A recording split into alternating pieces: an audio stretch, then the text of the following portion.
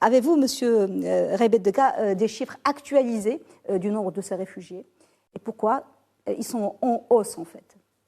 Alors, oui, il y a à ce jour, à la fin du mois de mars, il y a 19 600 personnes enregistrées avec le HCR au Maroc, qui comprennent 10 000 demandeurs d'asile et 9 600 réfugiés.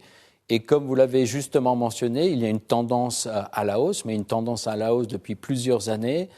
Nous avons récemment vu une augmentation, presque un doublement du nombre de demandeurs d'asile et de réfugiés entre le début 2020 et le fin de l'année 2021.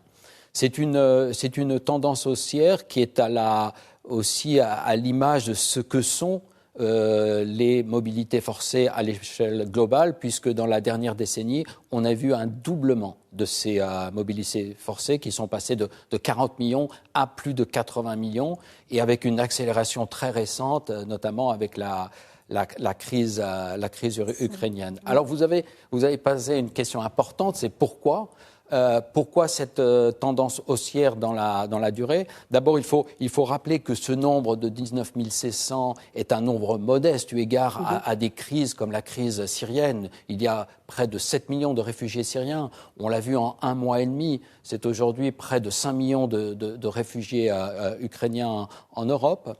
Mais pourquoi? Parce que tout simplement, aujourd'hui, dans la région et globalement dans le monde, demeurent des raisons qui forcent des hommes, des femmes, des enfants à fuir leur pays parce qu'ils ont une crainte de persécution.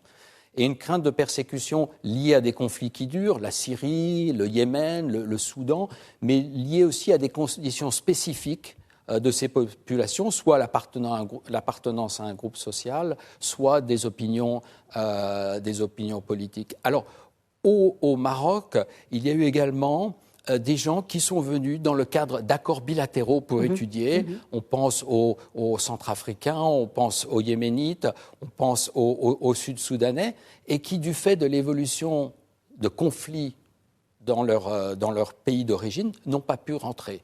Et n'ont pas pu rentrer en sécurité, et donc ont une crainte de persécution. Et le Maroc a offert avec sa politique immigration et asile inclusive, des opportunités d'intégration pour ces populations.